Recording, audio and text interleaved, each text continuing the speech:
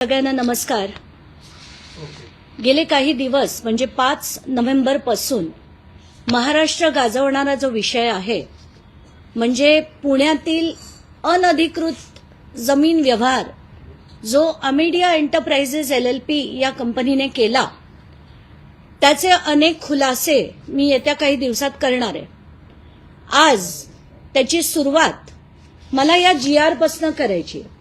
हा GR आहे ती जी समिती नेमली गेली आहे या व्यवहाराची चौकशी करायला त्याच्यातल्या सदस्यांची, यापैकी 6 पैकी 5 सदस्य हे पुण्यातले आहेत आणि पुण्यातले असताना पुण्याचे पालकमंत्री अजित पवार असताना, महाराष्ट्र राज्याचे उपमुख्यमंत्री अजित पवार असताना ही कमिटी चौकशी करू शकेल का, निष्पक्ष चौकशी करू शकेल का, म्हणून माझी पहिली मागणी आहे की अजित पवार यांनी उपमुख्यमंत्री पदापासून आणि पालकमंत्री पदापासून ताबडतोब राजीनामा द्यावा।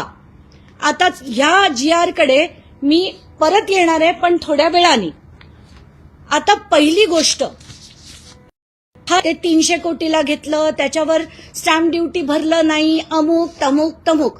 माझा पहिला प्रश्न की जे तिथे गायकवाड कुटुंब होतं, ज्यांना ती महार वतनाची जमीन मिळाली जी नंतर खालसा झाली, ती खालसा झाल्यानंतर त्यांना ती परत कधीही दिली गेली नसताना त्यांनी पॉवर ऑफ अटॉर्नी देऊन, म्हणजे ती जमीन माझ्या नावावरच नाहीये तर मी पॉवर ऑफ अटॉर्नी देऊन त्याचा व्यवहार कसा करू शकते। पहिला मुद्दा म्हणजे ती जमीन त्यांच्या नावावर होणं अपेक्षित होतं, त्याच्यानंतरच हा व्यवहार त्यांना करता आला असता। पण शीतल तेजवानी नावाची व्यक्ती ही 11,000 रुपये 30 डिसेंबर 2024 ला भरते, त्याचं पत्र ती कलेक्टरना पाठवते 30 डिसेंबर 2024 ला आणि 30 डिसेंबर 2024 पासून कलेक्टर त्याच्यावर कुठल्याही प्रकारची कारवाई करत नाही, तर अशा कलेक्टरना तात्काळ निलंबित केलं पाहिजे। मुद्दा नंबर 2, ही जी so called power of attorney आहे ती सुद्धा रजिस्टर्ड नाही। तर कायदा असा म्हणतो की जेव्हा विक्रीचा व्यवहार असतो आणि विक्रीची सही करायची असते तर ती power of attorney he registered लागते, तर ही पॉवर ऑफ अटॉर्नी रजिस्टर्ड नव्हती। मुद्दा नंबर 3 जे आत्ता म्हटलं गेलं होतं आणि हा अतिशय महत्वाचा मुद्दा आहे की हे जे सो कॉल्ड आम्ही कॅन्सल रद्द करून टाकतो, आम्ही तो चोरीचा माल परत देऊन टाकतो आणि पोलिसांना सांगतो आम्हाला पकडू नका, तर आता ह्या गोष्टी समजून घेणं गरजेचं आहे की कॅन्सलेशन ऑफ डॉक्युमेंट असेल तर त्याला जे गव्हर्न करणारे कायदे आहेत ते काय काय आहेत, तर त्याच्यात 5 कायदे आहेत। पहिलं आहे स्पेसिफिक रिलीफ ऍक्ट 1963, त्याच्या सेक्शन 31 ते 33 मध्ये कोण कॅन्सल करू शकतं याचे डिटेल्स आहेत। दुसरं इंडियन कॉन्ट्रॅक्ट ऍक्ट, तिसरं रजिस्ट्रेशन ऍक्ट, चौथं सिव्हिल प्रोसिजर कोड आणि 5वं लिमिटेशन ऍक्ट। आता कुठलाही व्यवहार रद्द करताना कोण करू शकतं, जर मी जागेची मालक आहे आणि मी कोणाला विकली तर मी किंवा ते घेणारे हा व्यवहार रद्द करू शकतात। पण आताच्या घटनेला शीतल तेजवानी ही जागेची मालकही नाही, तिच्याकडे सही करण्याचे अधिकार नाहीयेत। ती जर पॉवर ऑफ अटॉर्नी सगळी वाचली तर तिला पॉवर ऑफ अटॉर्नी मध्ये त्या गायकवाड कुटुंबानी जे अधिकार दिलेत त्यात कुठले कुठले अधिकार आहेत, तर वकील नेमण्याचे, गव्हर्नमेंट ऑफिसमध्ये प्रतिनिधित्व करण्याचे, इतर सगळे अधिकार, कोर्टात केसेस फाईल करण्याचे, डॉक्युमेंटेशन तयार करायचे अधिकार आहेत। पण गायकवाड कुटुंबाच्या वतीने खरेदी खतावर सही करण्याचे अधिकार शीतल तेजवानीला नाहीत, म्हणून एक तर ती करू शकत नाही। अमेडिया एंटरप्राइजेस कडनं जर लिहिलं गेलं तर एखादा व्यक्ती, आता कायदा काय म्हणतो मी कायद्याप्रमाणे वाचून दाखवते। हे जे पहिलं पत्र आहे ते सह दुय्यम निबंधक यांनी 7 तारखेला दिलेलं पत्र आहे. ते कोणाला आहे?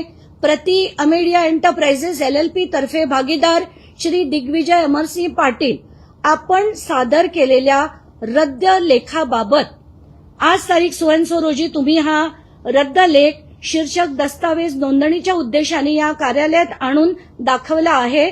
याबाबत पुढील प्रमाणे मग त्यांनी मुद्दा नंबर 1 आणि मुद्दा नंबर 2 लिहिला. त्याच्यात की तुम्ही इतके टक्के स्टॅम्प ड्युटी, इतके टक्के सेस, अमुक तमुक करून तुम्ही भरायला हवेत. मुद्दा नंबर 2 सुद्धा तसाच आहे. शेवटची ओळ म्हणते वरील मुद्दा नंबर 1 व 2 मधील बाबींची पूर्तता करून दस्त नोंदणीसाठी सादर करण्यात यावा, जेणेकरून पुढील कारवाई करणे शक्य होईल. तर या विद्वान निबंधकांना सांगणं आहे की हा रद्द ना पार्थ पवार करू शकतात, ना त्यांची अमेडिया कंपनी करू शकते, ना शीतल तेजवानी करू शकते. कारण हे रद्द करण्याचे अधिकार या दोन्ही मंडळींना नाही, कारण त्यांच्याकडे जमिनीचेच अधिकार मुळात नाहीयेत. तर ही जर रद्द करायची असेल तर त्याचं प्रोसिजर आहे आणि ते प्रोसिजर असं आहे की सरकारनी कोर्टात म्हणजे सिव्हिल कोर्टमध्ये हा दावा करून मगच हे प्रोसिजर रद्द करण्याचं ते करू शकतात. म्हणजे हे आता जे बातम्या चालल्यात ना 42 कोटी रुपये देऊन ते सगळा व्यवहार करण्यात येईल, तर 42 कोटी रुपये देऊन कोणीही हा व्यवहार ना शीतल तेजवानी करू शकते, ना अमेडिया करू शकते, ना अजित पवार करू शकतात, ना देवेंद्र फडणवीस करू शकतात. कायद्याने हा व्यवहार रद्द होता येणार नाही. आता त्याच्यातल्या काही बाबी मी मुद्दाम वाचून दाखवते. Who can sick cancellation? The aggrieved person, म्हणजे जसं मी म्हटलं माझी जमीन असेल तर मी विकत घेणारा असेल तर तो, किंवा आमचे लिगल एअर्स, किंवा गव्हर्नमेंट अथॉरिटीज जर ही पब्लिक प्रॉपर्टी असेल तर. आणि जसं मी म्हटलं ही खालसा झालेली जमीन आहे, तर हे फक्त रद्द करण्याचे अधिकार हे सरकारकडे आहेत. ते सुद्धा सिव्हिल कोर्ट मूव्ह केल्यानंतरच त्यांना करता येण्यासारखे आहेत. आता सेक्शन पहिलं मी स्पेसिफिक रिलीफ ऍक्ट तुम्हाला वाचून दाखवते. त्यात सरळ सरळ असं लिहिलंय की फ्रॉड करणाऱ्या अधिकाऱ्यांना हे करण्याचे अधिकार मुळात नाहीच आहेत. तर आता जर अमेडिया कंपनीने हा सरळ सरळ जो फ्रॉड केलेला आहे, त्यांनी जर दस्तावेज कॅन्सलेशनचे म्हणजे रद्द करण्यासाठी मागणी केली असेल तर त्यांना तो हक्क नाही, असं स्पेसिफिक परफॉर्मन्स ऍक्ट मध्ये सेक्शन 31 पासून सगळं लिहिलेलं आहे. त्याच्यातल्या पहिल्या सेक्शनमध्ये म्हणजे सेक्शन नंबर 16. आता हे जे मी बोलतेय ते सगळं माध्यमांकडे PDF मध्ये मी देणार आहे, ते तुम्ही तुमच्या चॅनलवर दाखवा. तर पहिला अधिकार, personal bar to relief specific performance of contract can not be enforced in favour of a person. जर त्यांनी विलफुल फ्रॉड केला असेल अशा व्यक्तीला कॅन्सलेशनचा अधिकार नाही. दुसरं, हे कोण करू शकतं? तर याच्यात मुद्दा नंबर 32 मध्ये सरळ लिहिलेलं आहे की a court in its discretion if so adjust and order only then can it be cancelled. आता मुद्दा नंबर 2, रजिस्ट्रेशन ऍक्ट काय म्हणतं? तर जसं मी कालपासून म्हणत होते की रजिस्ट्रेशन ऍक्ट मध्ये 2 गोष्टी आहेत, सेक्शन नंबर 81 आणि सेक्शन नंबर 82. तर याच्यातलं सेक्शन नंबर 81 काय म्हणतं की जे अधिकारी जसं ते येवले आहेत त्यांनी जर चुकीच्या गोष्टी केल्या असतील, ते अधिकारी फ्रॉड करत असतील आणि त्यांना माहिती असून सुद्धा जर त्यांनी फ्रॉड केला असेल तर सेक्शन 81 खाली पेनल्टीज त्यांना काय काय लागतील याचे डिटेल्स दिलेले आहेत. He shall be punishable with imprisonment for a term which may extend to 7 years or with fine or with both. आणि आता महत्वाचा section 82, penalty for making false statement, delivering false copy or translation, false personation or abetment. म्हणजे काय की जर मी खोटा व्यक्ती उभा केला, म्हणजे ज्याचं नाव आता समजा पार्थ अजित पवारच्या ऐवजी दुसरा पार्थ पवार उभा केला किंवा दुसरा दिग्विजय पाटील उभा केला, तर अशा खोट्या व्यक्तींना जर उभं केलं गेलं तर त्याच्यावर त्यांना शिक्षा होऊ शकते, जी 7 वर्ष किंवा त्यांच्यावर फाईन किंवा दोन्ही हे त्यांना होऊ शकते नाही, ही होते. आता ह्याच्यात तिसरी गोष्ट, सेक्शन 83 म्हणतं की offences punishable under this act shall be tribal by court or officer exercising power not less than those of a magistrate. आता सगळ्यात दुसरा गंभीर विषय म्हणजे जो FIR, ज्याच्यात अमेडिया एंटरप्राइजेसचं नाव नाही, पार्थ अजित पवारचं नाव नाही, आणि असं सांगितलं की आम्हाला माहित नव्हतं. बावनकुळे तर येऊन म्हणतात की आम्हाला वाटलं ते ज्यांनी सही केली त्यांनी सही केली म्हणून त्यांच्या नावावर FIR केली. तर आता कायदा काय म्हणतो त्याच्याकडे आपण येऊया. तर अमेडिया एंटरप्राइजेस ही एक लिमिटेड लायबिलिटी पार्टनरशिप आहे. तर लिमिटेड लायबिलिटी पार्टनरशिप जेव्हा असते तेव्हा त्याचे जे कायदे आहेत ते लिमिटेड लायबिलिटी पार्टनरशिप ऍक्ट 2008 हे त्याचे कायदे आहेत. तर आता ही जी मी पूर्ण ऍक्ट तुमच्या पुढे वाचून दाखवते त्याच्यातला सेक्शन 38 म्हणतो, आणि हे मुद्दाम ऐका, unlimited liability in case of a fraud.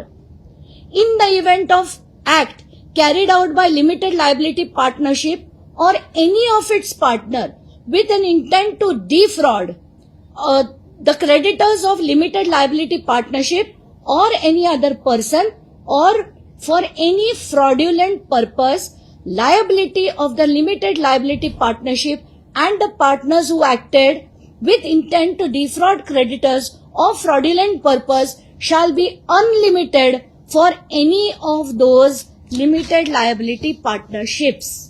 Now आता याचा अर्थ की, आणि त्याच्यात पुढे काय दिलंय, the extent of the partner unless established by limited liability partnership that such act, जर त्यांनी असं सिद्ध केलं पार्थ पवारनी की हे मला माहीतच नव्हतं, हे रजिस्ट्रेशन होणार आहे हे मला माहीतच नव्हतं, तरच फक्त दिग्विजय पाटीलवर ते येऊ शकतं.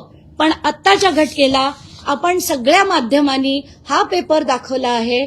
याच्यात कायद्यानी अमेडिया एंटरप्राइजेस LLP, ज्याच्या दोन्ही पार्टनर्सच्या सह्या आहेत, ते म्हणतात की या व्यवहाराचे अधिकार हे आम्ही पूर्णपणे दिग्विजय पाटलांना देत आहोत.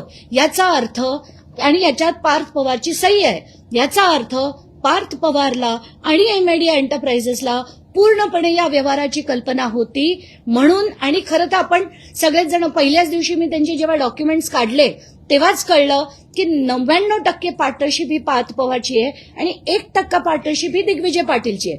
पण तरी सुद्धा FIR मध्ये त्याचं नाव घातलं गेलं नाही. हे नुसते वाचवण्याचे धंदे आहेत. आणि आता ही ऍक्ट ही मी तिथल्या पोलीस अधिकाऱ्यांना पाठवून देणार आहे.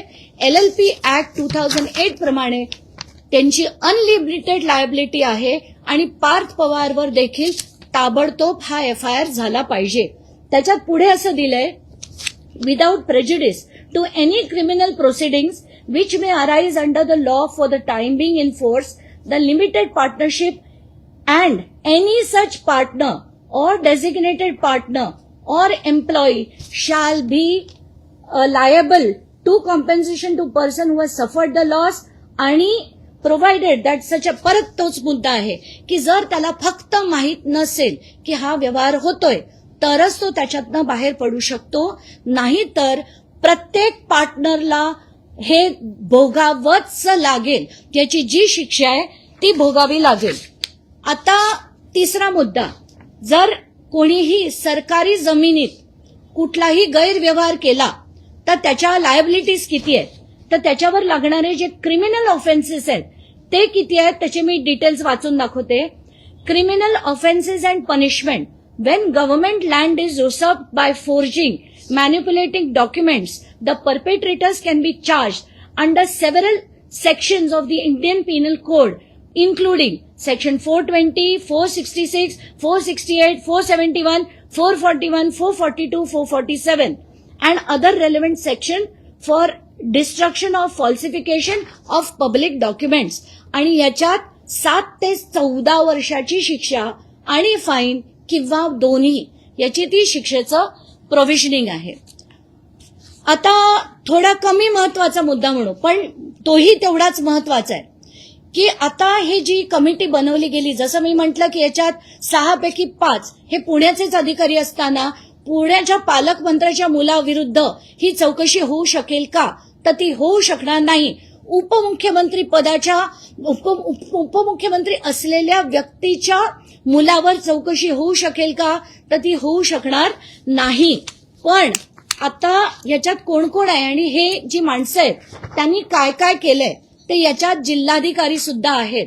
आता या जिल्हाधिकाऱ्यांच्या विरोधात मला काय बोलावं कळत नाहीये, कारण शीतल तेजवानीनी हे 30 डिसेंबरला लिहिलेलं पत्र आहे ज्याच्यात त्यांनी सरळ सरळ म्हटलंय की 11,000 रुपये आम्ही डीडीने पैसे भरले आणि आता त्या जागेमध्ये आम्हाला ती खाली करण्याचं प्रोसिजर करून देण्यात यावं. त्याच्यात अमेडिया कंपनी आणि त्याच्यात ती हे देखील लावते अनेक्षरमध्ये आणि याच्यातली कंडिशन नंबर 13 म्हणजे 13 असं म्हणते की बाबा या लोकांनी ज्या वेळेस पैसे ते जमा करतील सरकारकडे तेव्हा हे खाली करणं गरजेचं आहे. पण गरजेचं आहे ते ठीक आहे, पण त्याचं काही प्रोसिजर आहे. त्यांनी ते पैसे भरल्यानंतर त्या मंत्र्यांकडे अर्ज करायला लागतो की ही परत आमच्या नावावर रिट्रान्सफर करा. त्यांचं नाव सातबाऱ्यावर लागलं, त्यांचं नाव प्रॉपर्टी कार्डवर लागल्यानंतर इतर हक्क म्हणून नाही, पहिलं नाव लागल्यानंतरच ते कुठलाही व्यवहार करू शकतात. पण हे चुकीचं जसं मी म्हटलं पॉवर ऑफ अटॉर्नी देऊन हा जो सगळा व्यवहार झालाय हे ॲब्सोल्यूट फ्रॉड आहे. त्याच्यात दुसरं तिसरं काही नावच म्हणताच येत नाही. आता त्याचा पुढचा विषय की तहसीलदार हे जेव्हा पत्र लिहितात 9/6ला, त्या पत्राचं मला वाटतं बहुतेक चॅनल्सनी दाखवलंय. प्रत्येक ठिकाणी मी बघतेय की तात्काळ 24 तासात उत्तर द्या, 24 तासात अभिप्राय द्या, अर्जंट इंटरव्हेन्शन, हे जे शब्द जे मी सिंचन घोटाळ्यात देखील बघितले होते, खास बाब, तात्काळ करा, हे सगळे पुन्हा इथे येताना दिसत आहेत. आणि हे अगदी टिपिकल अजित पवारांचे त्यांनी सांगितल्याप्रमाणेच केलं जातं, याच्यात काहीच शंका नाही. आता याच्यात पुढची जी सगळी पत्र आहेत ती आधी तहसीलदार लिहितात बोटॅनिकल गार्डनला. बोटॅनिकल गार्डन असं म्हणतं की आमच्या इकडे 16 जूनला 2025ला अचानकपणे काही लोक आली, त्यांनी दादागिरी केली की जमीन खाली करा आणि म्हणून तुम्ही कलेक्टरांना त्यांनी पत्र लिहिलं की तुम्ही याच्यात अर्जंट इंटरव्हेन्शन करा. म्हणजे जून महिन्यापासून कलेक्टरांना माहिती होतं, कलेक्टरांनी एसडीओला पत्र लिहिलं, एसडीओनी तहसीलदारला लिहिलं, मग कलेक्टर या चौकशी समितीत कसे असू शकतात आणि ते पण पुण्याचे सगळे अधिकारी, जसं मी म्हटलं, हे या समितीत कसे असू शकतात. आता ही जी पुढची सगळी माणसं आहेत या सगळ्यांना माहिती होतं की हे फ्रॉड आहे. पण एकामध्ये म्हणजे जुलैपासून हे जूनमध्ये पहिलं पत्र बोटॅनिकल गार्डननी 16 तारखेला लिहिलं कलेक्टरना आणि 30 डिसेंबरला ते शीतल तेजवानीनी लिहिलेलं होतं. तर 30 डिसेंबर 2024 ते आता नोव्हेंबर 2025 कलेक्टरांनी काहीही केली नाही. अशा कलेक्टरना तात्काळ निलंबित करा, त्यांच्यावर सुद्धा चौकशी झाली पाहिजे, त्यांचं हे नाव या समितीमध्ये असता कामा नये. आणि माझा चॅलेंज आहे की देवेंद्र फडणवीस असं करणार नाहीत, कारण आत्ताच्या घटकेला स्थानिक स्वराज्य संस्थेच्या निवडणुका आहेत, त्यांना ही सगळी मंडळी लागणार आहेत. पण हे केलं गेलं पाहिजे. म्हणून मी जसं म्हटलं की आत्ताच्या घटकेला मला कायद्याने ही मागणी करायला लागतीये, ती मागणी मी केली आहे. आता जर याच्यात काम झालं नाही तर मी आता एसीएस रेव्हेन्यूना पण जाऊन भेटणार आहेत, विकास खरगेजींना, कारण त्यांच्या अध्यक्षतेखाली याची चौकशी होणार आहे. तर ह्या सगळ्या गोष्टी मी जाऊन मांडणार आहे. आणि हा जो मगाशी मी काढून ठेवला पण हे फार मोठं आहे म्हणून मी शेवटचं डॉक्युमेंट दाखवते की ही जी आहे ती पॉवर ऑफ अटॉर्नी आहे. ही रजिस्टर्ड पॉवर ऑफ अटॉर्नी मुळात बिलकुल नाहीये. आणि जर ही नीट वाचून बघितली तर याच्यात विक्रीची सही करण्याचे अधिकार नाहीयेत. तर पहिला प्रॉब्लेम की ते रजिस्टर्ड नाहीये, दुसरा प्रॉब्लेम विक्रीची सही करण्याचे अधिकार नाहीयेत, आणि तिसरा प्रॉब्लेम की ती विक्रीची पॉवर घेऊन उपयोग काय, ती जमीनच जर त्यांच्या नावावर नसेल तर हे सगळे उद्योग करून हे जे केलेलं आहे ते एक भयानक मोठं फ्रॉड आहे. आणि त्यासाठी पहिलं म्हणजे अजित पवारांनी तात्काळ राजीनामा दिला पाहिजे उपमुख्यमंत्री पदाचा आणि पालकमंत्री पदाचा, तरच याच्यात चौकशी होऊ शकेल. आता या व्यतिरिक्त मी तर मालिकाच करायचं ठरवलंय. माझ्याकडे आता मी हळूहळू सगळे त्यांचे जेवढ्या कंपनीज आहेत, जवळजवळ 69 कंपनीज अजित पवार आणि त्यांच्या जवळच्या लोकांच्या आहेत, त्याच्यात जमिनीचे किती व्यवहार झालेत हे सगळं मी हळूहळू काढणार आहे. पण आत्ताच्या घटकेला कारण सगळ्याच किचाट व्हायला नको म्हणून कायदेशीर बाबी 2 गोष्टीतल्या मी काढल्या. पहिला म्हणजे हा व्यवहार रद्द करता येणार नाही. सेकंडली हा जो पार्थ पवारला याच्यात बाहेर ठेवला गेलाय FIR मधनं, तर तात्काळ त्याचं नाव हे FIR मध्ये घातलं गेलं पाहिजे, अमेडिया एंटरप्राइजेसचं घातलं गेलं पाहिजे. कारण लिमिटेड लायबिलिटी पार्टनरशिपमध्ये लायबिलिटी ही अनलिमिटेड पार्टनर्सवर नक्कीच असते जेव्हा फ्रॉड केला जातो तेव्हा. चला, धन्यवाद. अंजलीताई, तुम्ही म्हणताय की उपमुख्यमंत्री अजित पवारांनी राजीनामा तुमची मागणी आहे, पण अजित पवारांचं तर म्हणणं असं आहे की मला तो पत्त्यावर माहिती नाही, पार्थ पवारने हे व्यवहार केले हे मला माहितीच नाही. मग याच्यामध्ये आका कोण आहे? तर कदाचित आता अजित पवारांना अशी अनेक उत्तरं द्यायला लागतील. कारण याच्या पुढे मी पार्थ पवारांच्या सगळ्या कंपनीज, सुनेत्रा पवारांच्या सगळ्या कंपनीज, अजित पवारांनी स्थापन केलेल्या सगळ्या कंपनीज, आता त्याच्यात कोण कोण आहेत, त्याच्यात किती जमिनी आहेत, या सगळ्याचेच खुलासे करणार आहे. त्यामुळे आता अजित पवारांनी असलं बोलणं बंद केलं पाहिजे. ते परवाच्या एका पत्रकार परिषदेत असंही म्हणाले की 2009 मध्ये माझ्यावर काही आरोप झाले, 15-16 वर्षात ते सिद्ध नाही झाले. प्रत्येक आरोप सिद्ध झाला होता. चार्जशीट देखील फाईल झाली होती. बाळगंगा धरणात, कोंडाणे धरणात सगळ्यामध्ये चार्जशीट फाईल झाली होती. पण तुमचे मित्र देवेंद्र फडणवीस झाल्यानंतर तुमच्या सगळ्या केसेस या बंद करण्यात आल्या, त्या सगळ्या रिओपन झाल्या, तर तुमची काशी होईल याच्यात काही शंका नाही. मात्र ते असंही म्हणतात की एकीकडे काही दिवसांपूर्वी माझ्या कानावर आलेलं होतं आणि अगदी अगदी कारण ते सुरुवातीला पहिल्याच दिवशी जेव्हा विचारलं गेलं ते भांबावले होते आणि तेव्हा ते म्हणालेत की मला कल्पना आहे की असं काहीतरी होत होतं. पण दुसऱ्या दिवशी मला वाटतं फडणवीसांनी त्यांना पट्टी पडवली असेल आणि त्यानंतर त्यांची भाषा बदलली. मग म्हणतात मला माहीतच नव्हतं, मी तर सकाळी 6 ते रात्री 8 पर्यंत काम करत असतो. म्हणूनच तुमचा मुलगा काय करतो आणि 300 कोटी ही अजित पवारांसाठी जसं मी म्हटलं चिल्लर रक्कम आहे. कारण जो 72,000 कोटीचा स्कॅम पचवतो त्यांच्यासाठी 300 कोटी ही चिल्लर रक्कम आहे. ते असंही म्हणाले होते की मुलं जेव्हा मोठी होतात ते त्यांचे व्यवसाय करतात, आपल्याला त्यातलं काही माहिती नसतं असंही ते म्हणाले होते. हे पटतं कसं पटेल सांगा ना. कारण त्याच्यात ते असंही म्हणाले की तज्ज्ञांकडनं घ्यायला हवं, आपण तज्ज्ञांना विचारून अमुक व्यवहार करायला हवे. मुलं मोठी झाली तरीही त्यांनी तज्ज्ञांचं रेकमेंडेशन घ्यायला हवं असं देखील ते म्हणाले. पण आत्ताच्या घटकेला जसं मी दाखवलं, दुय्यम निबंधक सुद्धा जर म्हणत असतील की हे अग्रीमेंट रद्द करण्यासाठी तुम्ही कंडिशन नंबर 1 आणि कंडिशन नंबर 2 पूर्तता करून ते डॉक्युमेंट आणा, म्हणजे या निबंधकांना सुद्धा कायदा माहीत नाही की हे व्यवहार हे दोघं माणसं करूच शकत नाही. हा व्यवहार रद्द होऊच शकत नाही या 2 व्यक्तींकडनं. हा जर रद्द करायचा झाला तर सरकारला सिव्हिल कोर्टात दाद मागायला पाहिजे आणि सिव्हिल कोर्टच्या ऑर्डरनीच हा व्यवहार रद्द होऊ शकतो. काही अजित पवार हे दलित विरोधी असं तुम्हाला या एकंदरीत सगळ्या प्रकरणावरून वाटतं का? कारण यापूर्वी सुद्धा जेव्हा काँग्रेसच्या सरकारमध्ये दादा मुख्यमंत्री होते, चंद्रकांत नांडोरेंसोबत त्यांचा निधी वाटपावर वाद झाला होता. आता सामाजिक न्याय विभागाचा निधी सुद्धा त्यांनी वळवलेला आहे. महारत्नाची जमीन हडपण्याचा हा प्रयत्न आहे, कसं पाहताय? मला असं वाटतं की जो माणूस स्कॅमवर स्कॅम करतो आणि तरी पण बिनधास्तपणे म्हणतो, म्हणजे त्यांनी सिंचन घोटाळा तर अख्ख्या महाराष्ट्राने त्याचा कीस फाडलेला बघितला, महाराष्ट्र स्टेट कोऑपरेटिव्ह बँकचा घोटाळा बघितला, सगळे साखर कारखाने कसे सगळे घशात घातले 5-5, 6-6 ते सगळे बघितले, जरांदेशवरवर ईडीची इन्क्वायरी चालली होती ती बघितली. ते ही माणसं ना, यांना फक्त पैसा पैसा आणि पैसा लागतो. मग तो कुठूनही यावा, कोणाकडनंही यावा, तो महार असो, कोणी खालच्या म्हणजे बाकीच्या याच्यातले असो, जातीतले असो, कुठल्याही जातीतले असो, धर्मातले असो, त्यांना कशालाचाही फरक पडत नाही. त्यांना फक्त दिसतो तो भ्रष्टाचार आणि पैसा आणि सत्ता. एकीकडे बावनकुळे असं म्हणतात की मला याच्याबद्दल काही माहित नाही, अजितदादा म्हणतात की मलाही कल्पना नाही. नाका घालून या सगळ्या गोष्टी चालल्या की त्यांचेही हात तिथे असतील. नाही, आता बावनकुळेंना या सगळ्या गोष्टी माहित नाही. मग कलेक्टर यांना जे पत्र थेट डिसेंबरमध्ये गेलं होतं, त्यांनी ते वर कळवलं नाही. जर कळवलं असेल तर त्यांनी दाखवावं, नसेल कळवलं तर आपण बावनकुळेंना म्हणू शकतो. पण आत्ताच्या घटकेला हे प्रकरण त्यांना माहित नाही असं मी मानू शकत नाही. आता काल मी असाही एक आरोप ऐकला की हे जे पेपर्स आहेत सुरुवातीचे ते शिंदे गटाकडनं लीक झाले होते. कारण शिंदेना काही मुख्यमंत्री पद हवं होतं म्हणून शिंदेकडनं लीक झाले.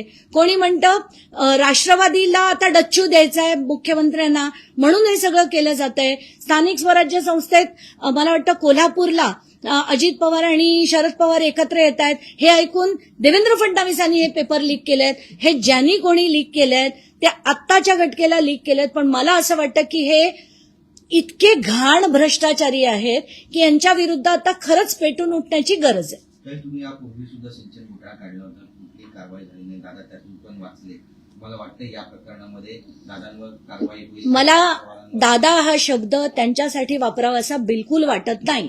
मला माझ्यासाठी ते अजित पवार आहेत, ते माझ्या राज्याचे उपमुख्यमंत्री आहेत आणि मी त्यांना अजित पवार याच नावाने संबोधणार. त्यांना मी कधी त्यांचा अनादर शब्दाने करणार नाही, पण आदर देण्याच्या पात्रतेचे ते नाही. आता निवडणुका जवळ आल्या की अशा प्रकारचे घोटाळे बाहेर येतात आणि कारवाई होईल असं वाटतं तुम्हाला? मला आताच्या घटकेला ते जेव्हा म्हणाले पत्रकार परिषदेत की निवडणुका तोंडावर आल्यावर आरोप होतात आणि आता आणि आरोप होतील, तर त्यांना कदाचित कल्पना असेल की कारण मी तेव्हा अमेरिकेला होते, अमेरिकेहून मी सोमवारी येणार होते, आल्यानंतर मी हे लावून धरेन हे देखील त्यांना कदाचित माहिती असेल. म्हणून त्यांनी आधीच डिफेन्समध्ये म्हणून टाकलं की आता अशी आणि अनेक येणार आहेत. पण ती निवडणूक असो नसो, कधी सिंचन घोटाळा जेव्हा काढला तेव्हा 2012 काढला तेव्हा कुठलीही निवडणूक नव्हती. तर त्याच्यानंतरची जेव्हा जेव्हा आम्ही लढे दिले तेव्हा कुठल्याही निवडणुका नव्हत्या. तर हे सगळं म्हणणं ते लोकांच्या डोळ्यात धूळपेके दुसरं काही नाही. चला धन्यवाद, थँक्यू.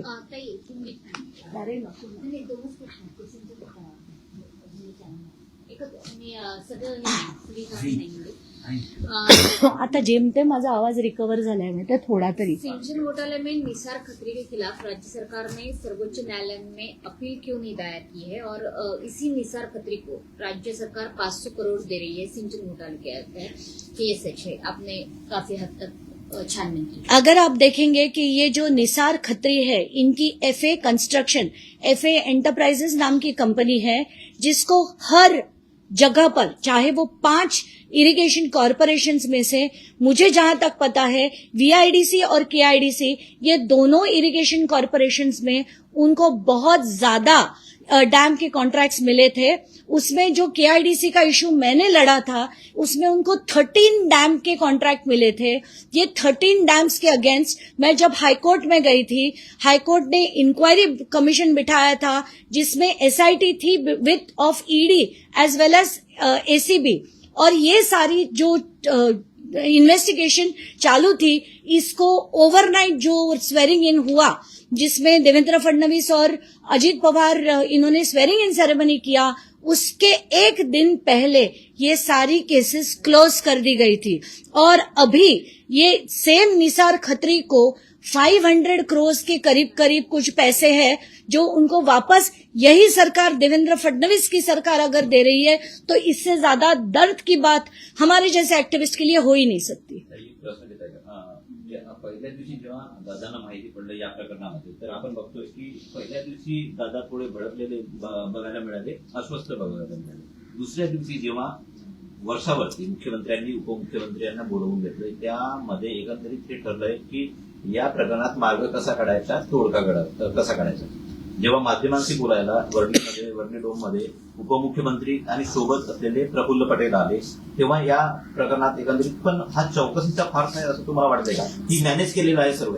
चौकशीचा कम्प्लीट फार्स आहे.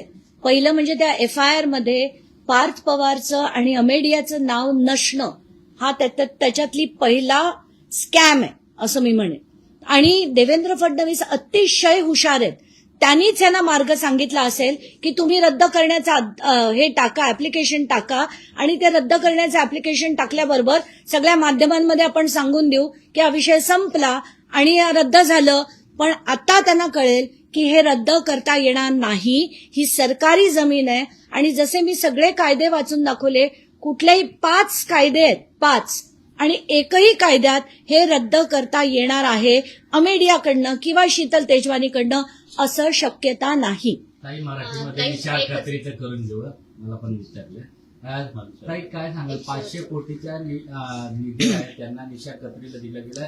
मागच्या 10 वर्षापासून सेशन कोर्टामध्ये जेव्हा की घोटाळ्या प्रकरणी त्यांचे केस चालू, कशा पाहतात? प्रत्येक प्रकरणात आता FA कन्स्ट्रक्शन आणि FA एंटरप्राइजेस नावाच्या 2 कंपन्या होत्या ज्यांना अफाट प्रमाणात सिंचनाची कामं मिळाली होती आणि त्या प्रत्येक ठिकाणी हा FA कन्स्ट्रक्शनचा निसार खत्री हा जेलची हवा सुद्धा खाऊन आला. 90 दिवस जेलमध्ये राहून जेव्हा चार्जशीट सुद्धा फाईल केलं गेलं नाही, बेलवर बाहेर आल्यानंतर चुपचापपणे डिस्चार्ज ऍप्लिकेशन ठाणे कोर्टात टाकलं आणि हे जे सगळं करत गेले त्याच्यानंतर त्यांनी सगळे परत कॉम्पेन्सेशन मागितलं. आता जी धरणं त्यांनी काहीही केलेली नव्हती, ज्याच्यात काहीही काम नव्हतं केलं, अशा धरणांसुद्धासाठी जर त्याला पैसे दिले गेले तर हे अतिशय दुर्दैव आहे महाराष्ट्राचं की शेतकऱ्यांना द्यायला पैसे नाहीत. तुम्ही म्हणतात त्यांना सगळं फुकट लागतं, माफ लागतं आणि तेच अजित पवार आणि तेच देवेंद्र फडणवीस जर निसार खत्रीच्या घशात 500 कोटी घालत असतील याच्यापेक्षा जास्त दुर्दैव होऊ शकत नाही. आणि हा आमचा ऍज अन ऍक्टिव्हिस्ट हा डिफीट आहे आमचा. आता शेवटचा प्रश्न, शीतल तेजवानीने ज्या पद्धतीने डॉक्युमेंट रजिस्टरच नसताना आणि सहीचे अधिकार नसताना सुद्धा सही केली आणि त्यामुळे हा व्यवहारच मुळात होऊ शकत नाही. झी24 तासने जेव्हा हे डॉक्युमेंट्स सगळ्यात पहिल्यांदा समोर आणले आणि माध्यमांद्वारे सगळ्यांना दाखवले त्यावेळेस सुद्धा पार्थ पवार यांची या डॉक्युमेंट्सवर सही आहे आणि शीतल तेजवानीच्या नावाने हे डॉक्युमेंट्स आहे हे दाखवलेले आहे. मात्र हा जो व्यवहार झी24 तासने समोर आणलेला आहे हा व्यवहारच गैरलागू म्हणायचा का? आणि शीतल तेजवानी आता पळून देखील गेली आहे. आता याच्यातल्या सगळ्या मुद्द्यांवर बोलू. पहिलं म्हणजे शीतल तेजवानी हा व्यवहार करूच शकत नाही, कारण तो व्यवहार करण्यासाठी डॉक्युमेंटवर गायकवाड कुटुंबाचं नाव हे फक्त इतर हक्कात सातबाऱ्यावर आधी होतं, तो सातबारा बंद झाला. त्यानंतर जे प्रॉपर्टी कार्ड आलं त्याच्यात फक्त 29 नावं या कुटुंबाची आहेत. जवळजवळ त्याच्यात 350च्या वर नावं आहेत, कारण आता ही जी 271 नावं आपण बघितली त्याच्यापैकी जवळजवळ 50 लोक हे मयत झालेले आहेत. त्यांचे वारस त्याच्यावर लागल्यानंतर 350 ते 340 लोक आत्ता आहेत जे डॉक्युमेंट्स शीतल तेजवानीकडे नव्हते. आता मुद्दा नंबर 2, ते document power of attorney registered नव्हतं. मुद्दा नंबर 3 की हे अनरजिस्टर्ड डॉक्युमेंटमध्ये सुद्धा त्यांच्या वतीने सही करण्याचे अधिकार हे शीतल तेजवानीला नव्हते. आणि ही जर शीतल तेजवानी आज पळून गेली असेल तर तिच्या विरुद्ध शोध झाला पाहिजे, तिला अटक झाली पाहिजे, दिग्विजयला अटक झाली पाहिजे आणि पार्थ पवारला देखील अटक झाली पाहिजे.